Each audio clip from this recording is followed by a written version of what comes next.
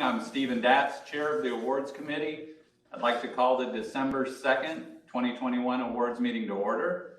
We have a physical quorum represented by Stephen Datz, Joe Urfano, and Hai Vu. We also have Ricky Erickson and Laura Dutton joining us via WebEx today. The Office of General Counsel is represented by Regina Ross, and Budget is represented by Lori Whitmer. Before we begin reviewing today's agenda, I'll note that there isn't anyone physically present for public comment. Lynn, did you receive any public comment via email? No public comments. Thank you. Let the record show there was no public comment via email. I'll pause for a moment for callers to join us that have joined us via WebEx to unmute and speak up.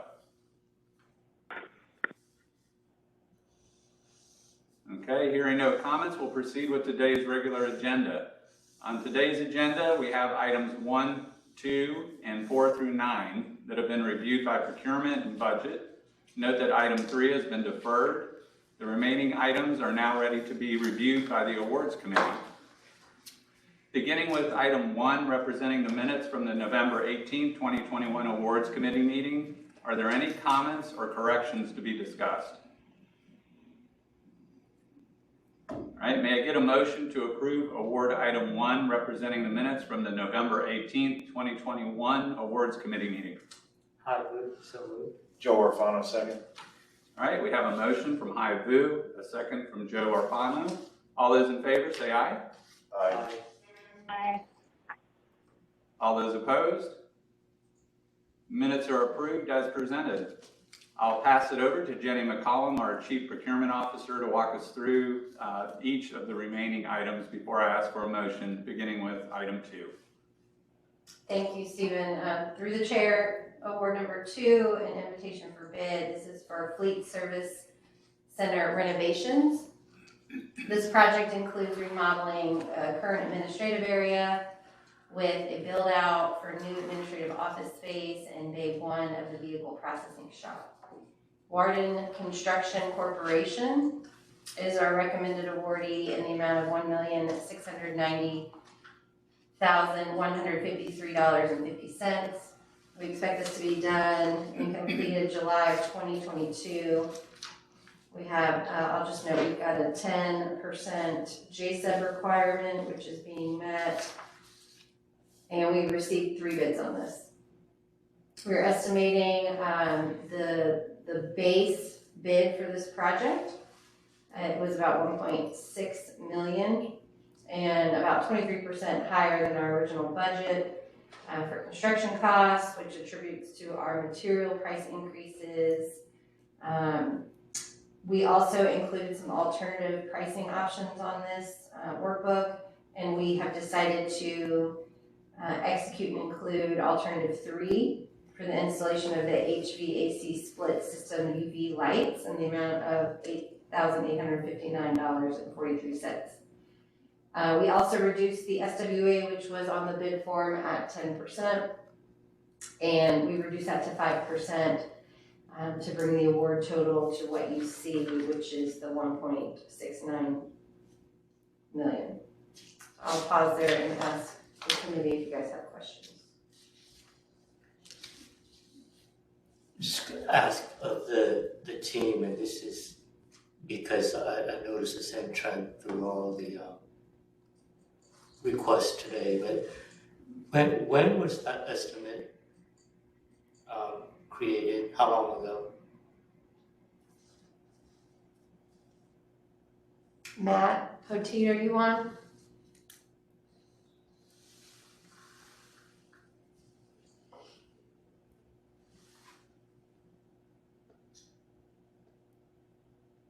I don't think so. He's not.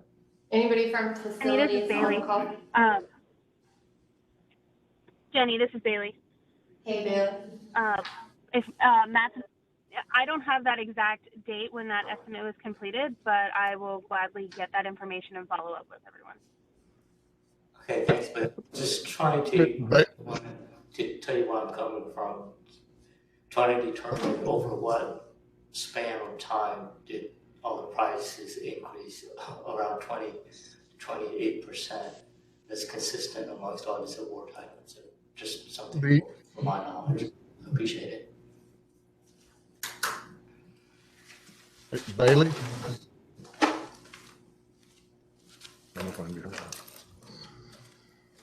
Bailey, or Hivu, can you hear?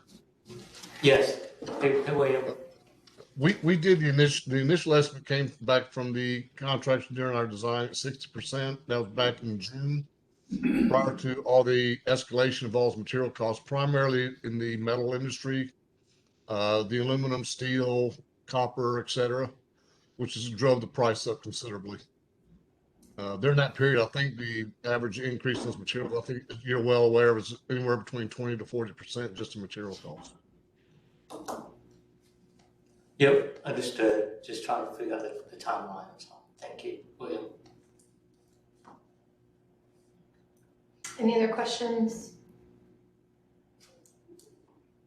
All right, thank you, Jenny.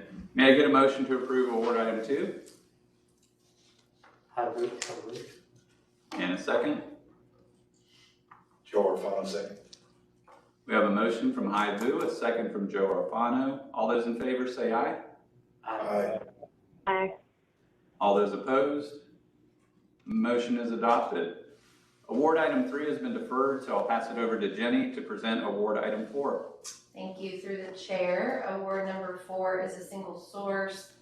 This is for spun concrete transmission poles for circuit 663 rebuild.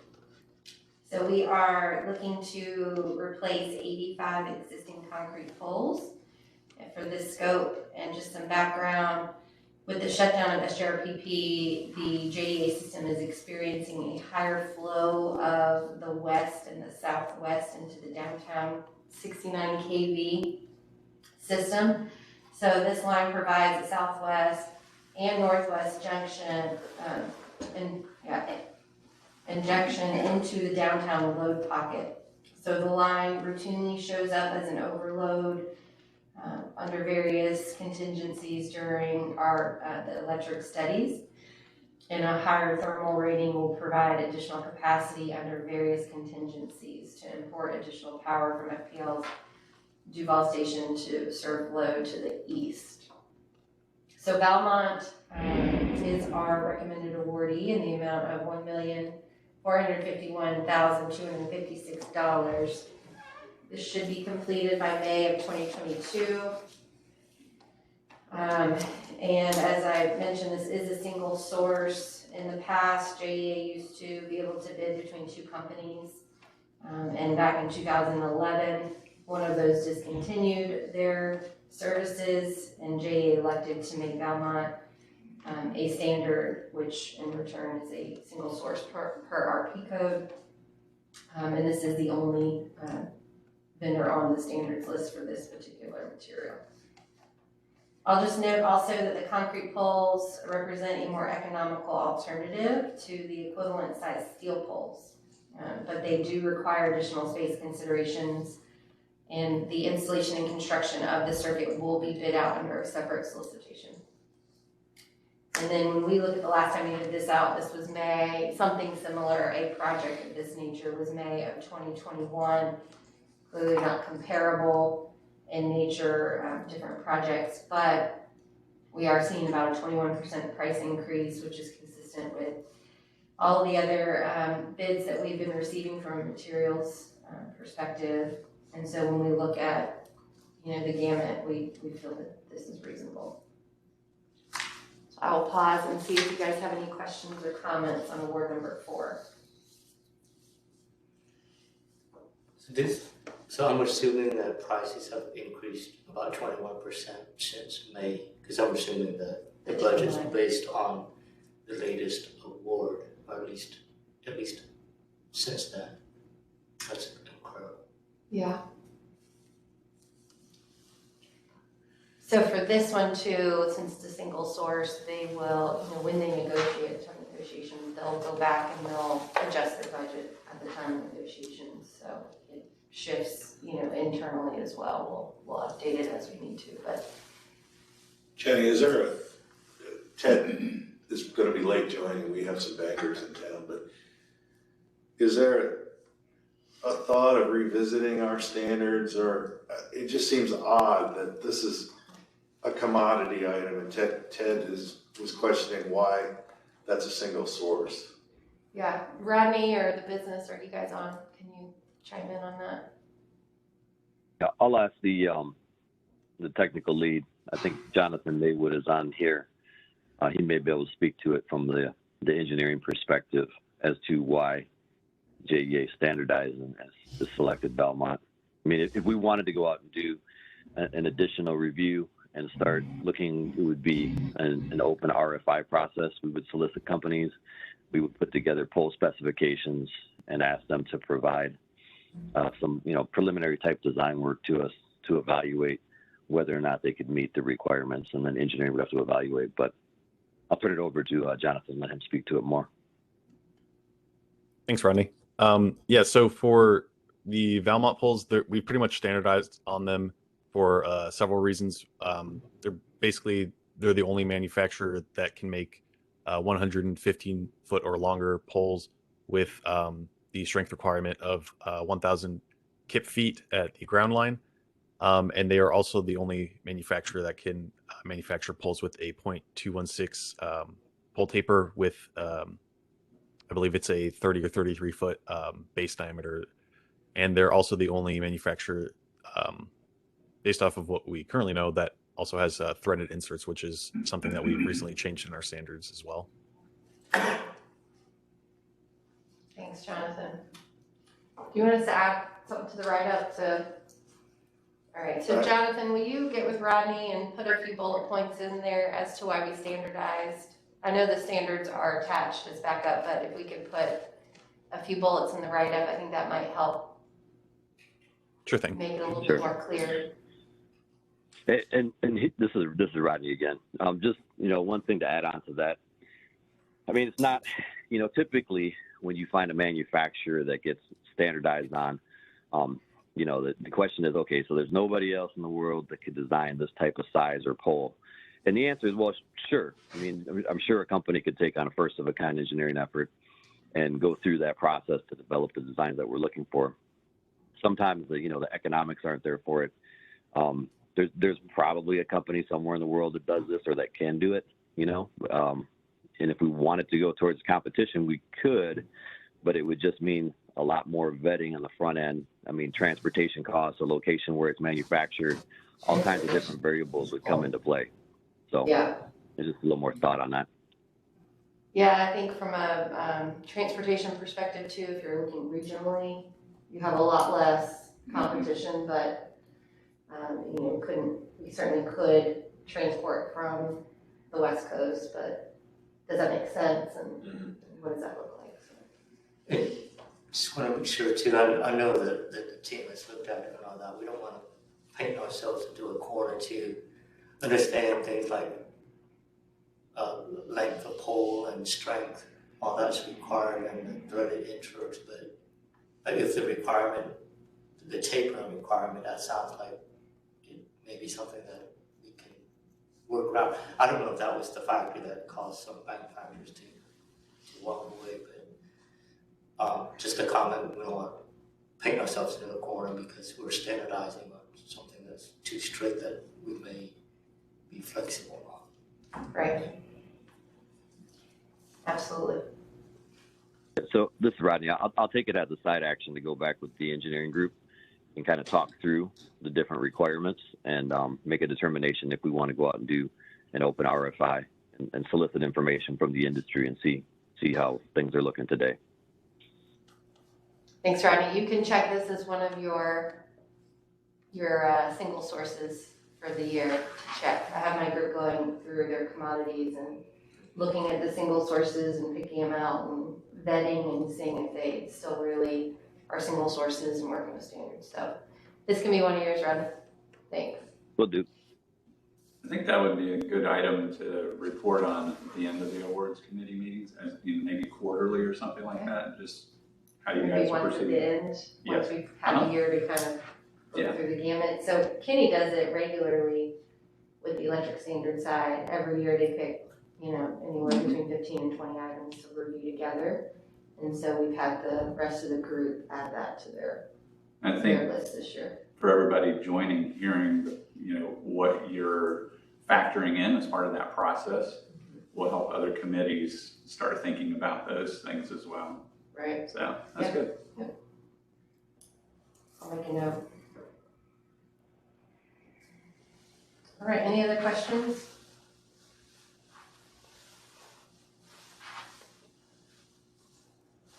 All right, I'll pass it back to you for a vote. Thanks, Jenny. So may I get a motion to approve award item 4 with amendments? Joe Alfonso. And a second? Laura Dutton, second. Thank you. We have a motion from Joe Alfano, a second from Laura Dutton. All those in favor say aye. Aye. Aye. All those opposed? Motion is adopted. I'll pass it back over to Jenny to present award item 5. All right, this is also a single source through the chair. This is for CGI Field Management System, a software support agreement.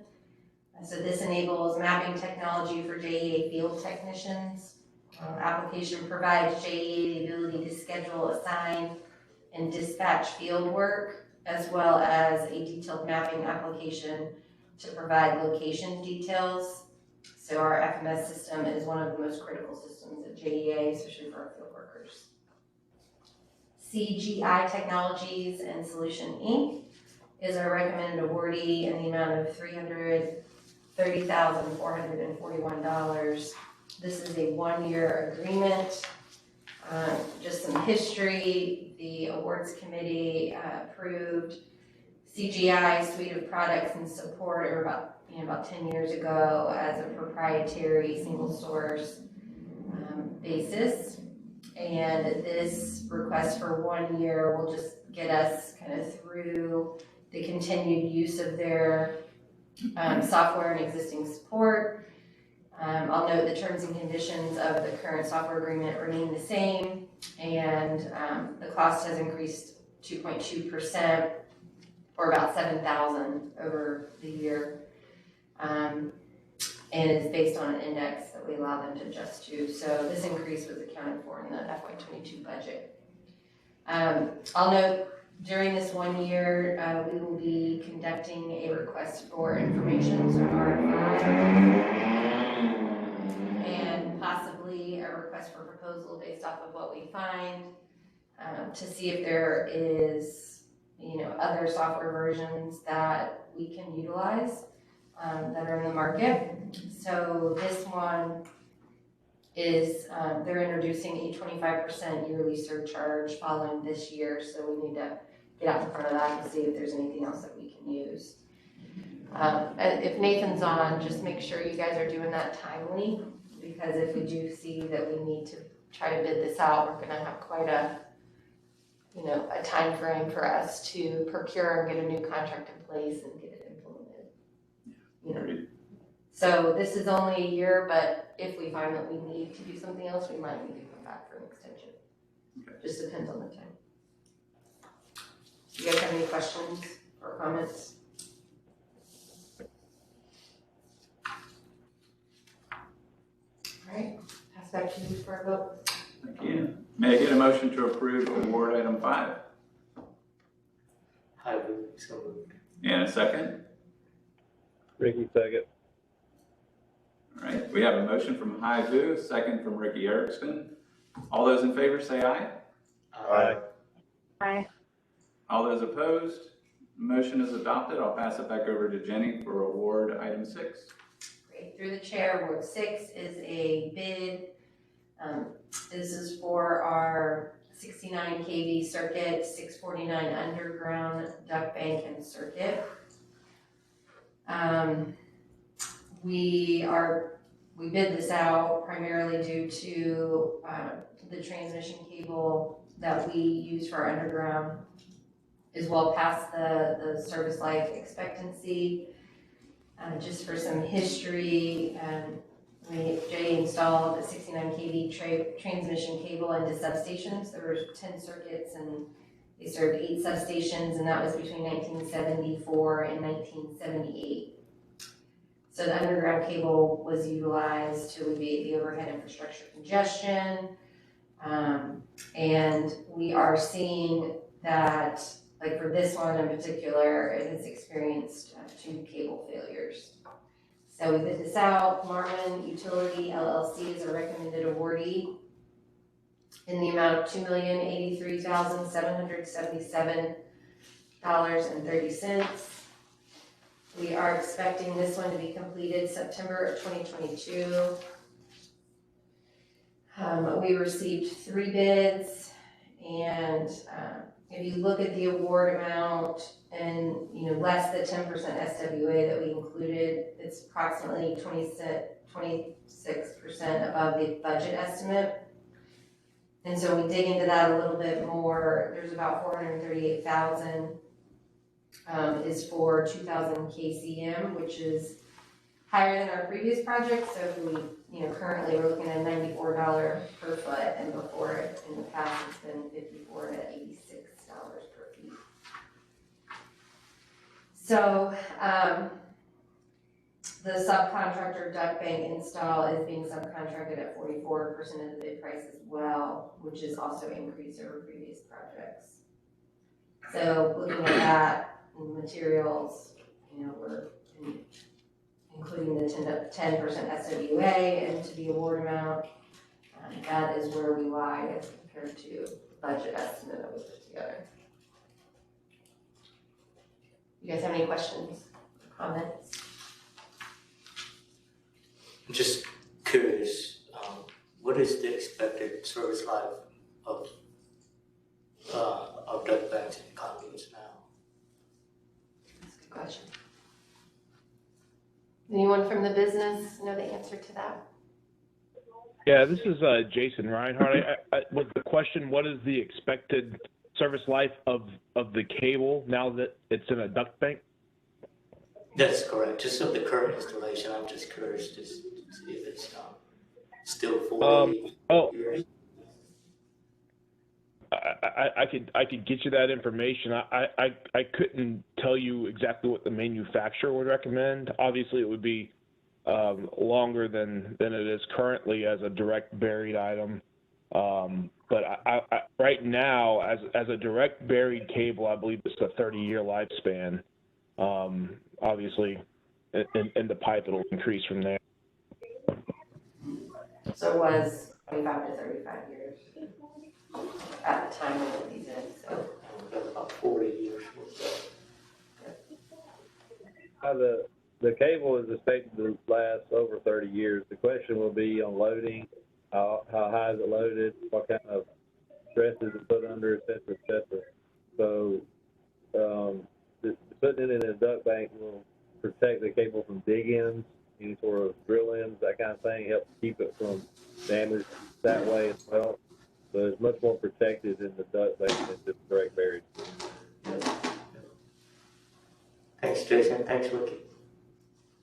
Any other questions? All right, may I get a motion to approve award item 6? Hybrid. And a second? Joe Orfano, second. All right, we have a motion from Haibu, a second from Joe Orfano. All those in favor say aye. Aye. All those opposed?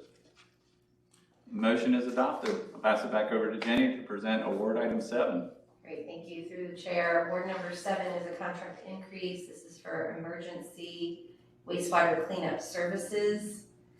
Wind River Environmental LLC, doing business as Metro Router, is our recommended awardee in the amount of $240,000.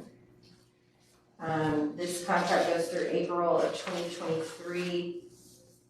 Some history, it was originally approved by the Awards Committee in 2018, about $885,000. We administered a 10% increase back in October while we were looking at the contract increase to determine how much we needed to add while we were putting all of this together. So realized when we did that the original contract term was only written for 3 years versus the 5 that was specified in the solicitation. So We corrected that, with the administrative increase and amendment, and, we have corrected that on this document too, to make sure it's clear when it actually expires, but that was just an administrative error when we first brought this to the Awards Committee. So this request is to increase the contract with Metro Router. They've been performing well, and they need the increased funds to be able to finish out the 5-year term versus the 3-year term that they originally had. So they've looked at some averages and what they use and put together the award amount. And I think, and Dan, correct me if I'm wrong, this is a budget amount, so we believe that this should cover us through the rest of the term. Is that accurate?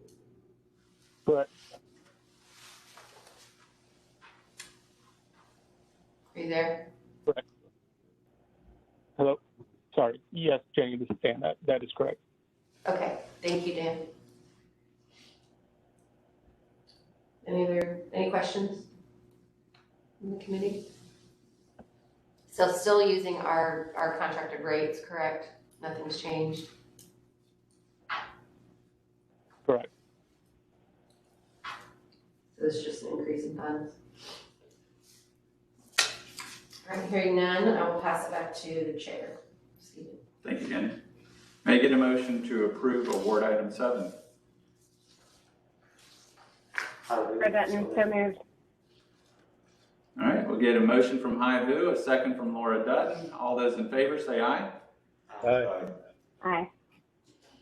All those opposed? The motion is adopted. Pass it over to Jenny to present our last award item, number 8. We No, actually, sorry, we have there's 2 9. more. Yeah, I'm sorry. Thank you. I'm rushing. I would like for this to be the last one, but, so through the chair, we have 2 more, and this one, number 8, has been updated this morning. Our versioning in SharePoint somehow got mixed up and it didn't save, but we had made some additional updates to this early in the week, and I'll explain kind of what we did. That would be a little bit different, but so we went to bid. This is for our water and our wastewater items for JEA inventory stock and our capital projects. And so we bid out 351 inventory items, and then a subset is 279 items that would be used for capital projects. We have 2 recommended awardees. Ferguson Waterworks is the first one, and the amount would be $5,981,268.52. And then Borderline Inc. is our second recommended awardee in the amount of $1,569,449.15.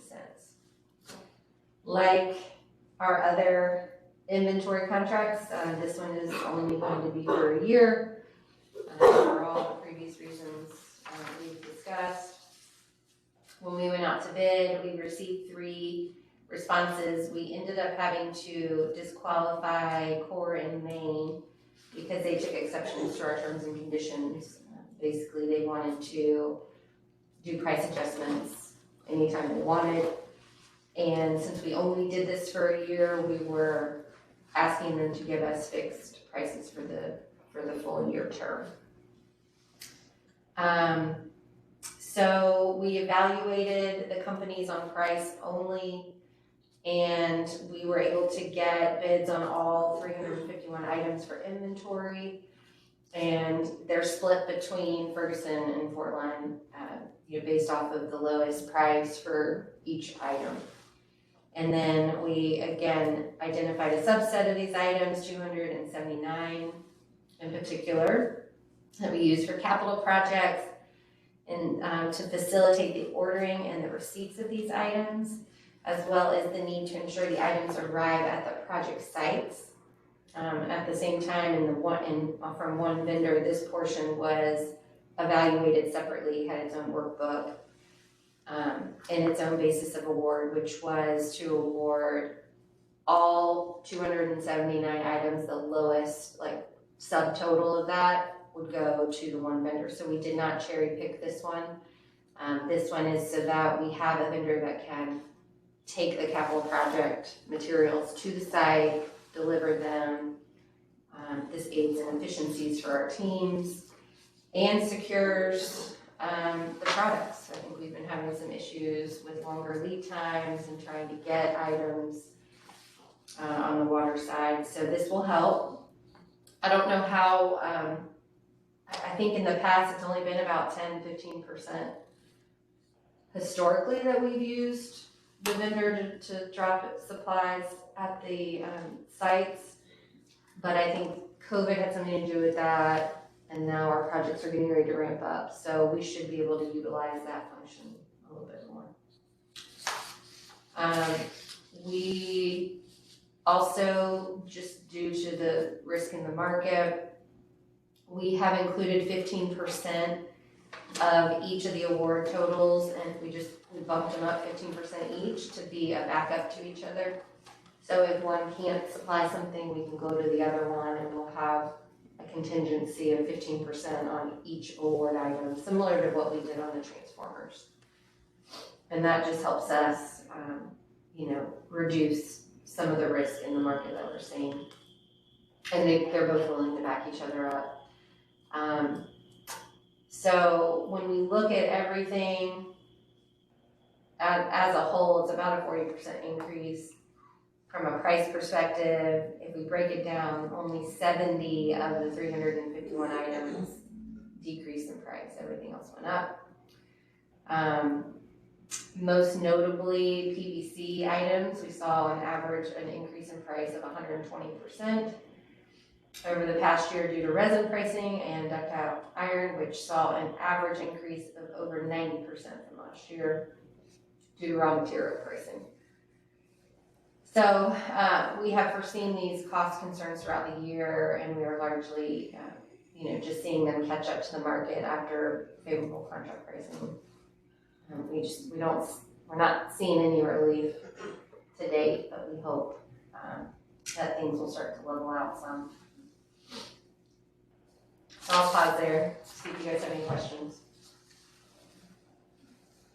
Ferguson is our incumbent. They do a great job. And we've done work with Warden in the past, so comfortable with both of these. Do you have any comments, Hi, on how we did? I mean, we did this a little bit differently than we had in the past, but we think this gets the water wastewater side the flexibility they need, at least this year. And they said they're going to be ramping up the project, so we were trying to do things a little differently to give them that flexibility.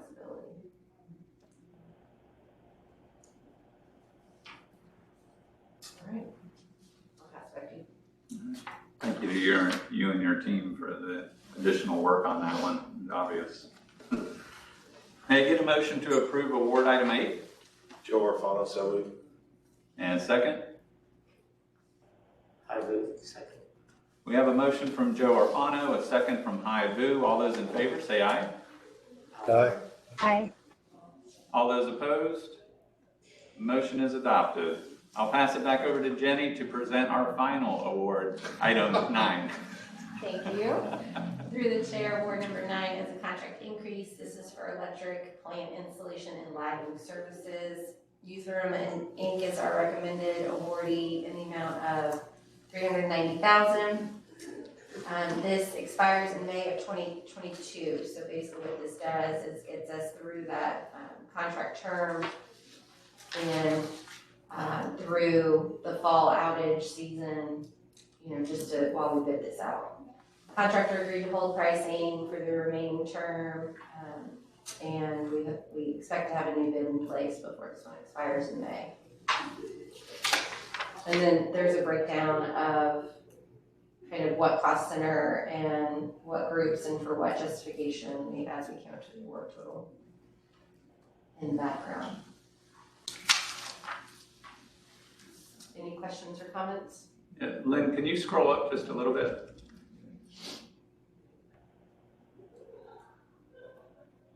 Whoa, no, go back. I want to see the end date. Thank you. No, It was you had it. May 16th, 2022. All right, and there's, okay, great, thank you.